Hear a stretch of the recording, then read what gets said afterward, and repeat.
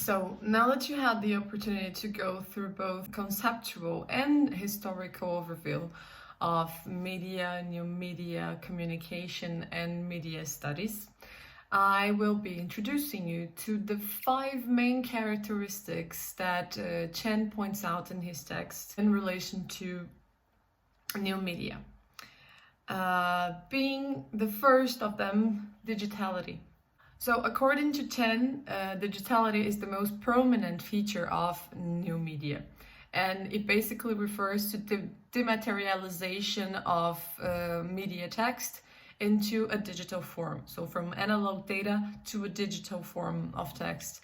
And it allows for a large amount of information to be either retrieved or manipulated and even stored in a limited space.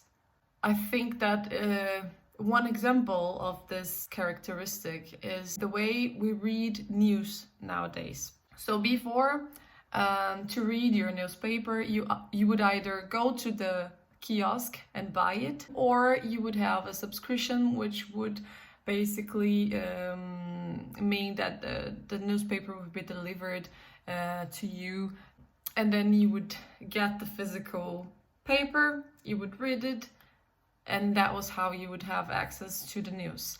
Nowadays, you can do that on your electronic device, and you even have some apps which kind of offer you some sort of a digital shelf in where you have a lot of different sources of newspapers and magazines that you can choose from.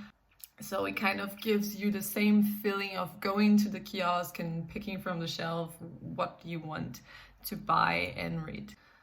So the second characteristic is convergence, and for Chen that refers to the ability of new media to converge the forms and the functions of information, media, electronic communication and electronic computing.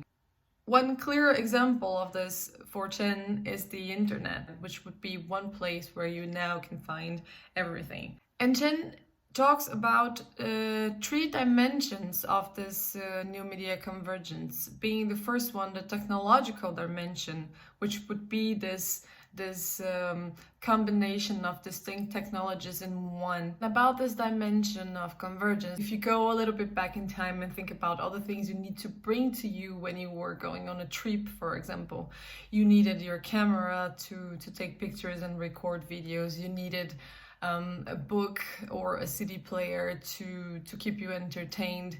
You needed to bring a GPS maybe to locate yourself, to navigate. And basically now you have all of that into one only device, right?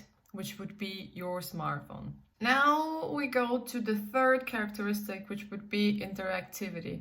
In my opinion, this is a very interesting one, but also a contradictory one because it raises some questions.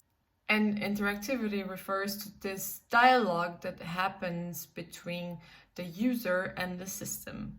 And Chen says that this specific characteristic of new media allows for a freedom in both producing and reproducing content and form of information. And when I thought about an example of this level of interaction to bring to you, of course I could talk about so many different things, but I chose specifically to bring one that could be mentioned in this whole range of contradiction.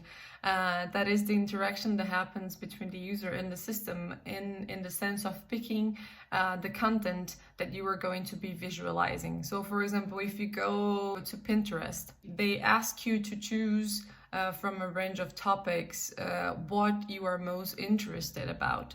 And in here, it's kind of interesting if you imagine that Chen says that you have a freedom to pick what kind of interaction you want to have with the media. But your choices, they are sort of limited, or they are sort of being brought to you. But he also mentions the interaction that happens between different networks and between different operational systems, which allows you the possibility of retrieving and sharing information through different operational systems, which is very convenient. Not long ago, if you had a smartphone like an Android, and then you had like a MacBook, it would be very hard for you to share your content between these two different operational systems. So moving on to the fourth characteristic, that would be hypertextuality.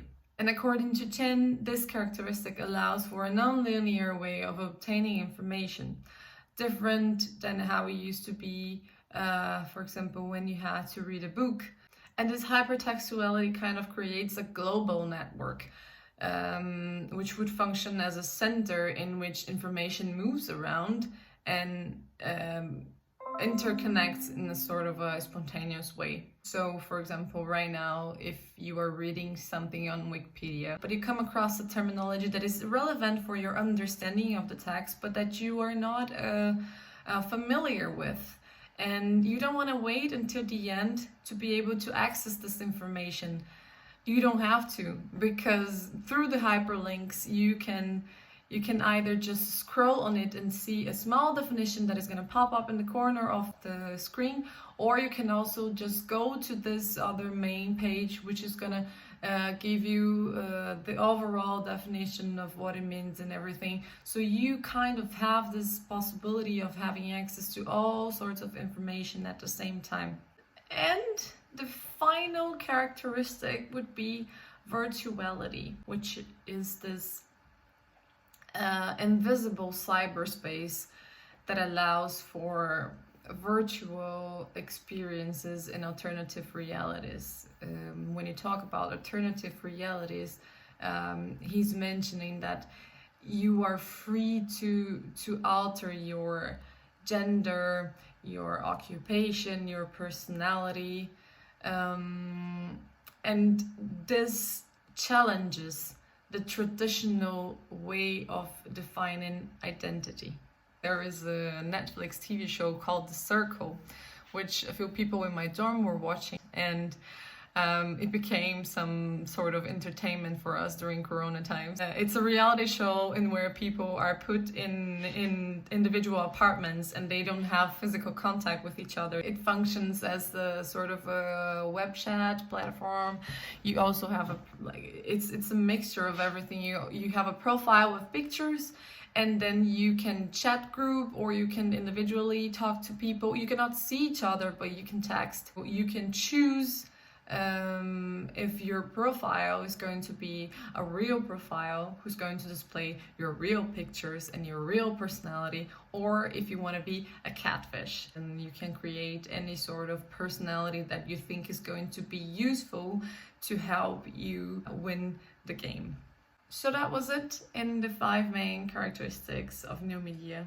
And before we move on to the next topic, we want to propose you a short break in where you're going to be brainstorming a little bit about everything that's been discussed so far and try to connect it, which won't be difficult, with the concept of globalization. See you soon!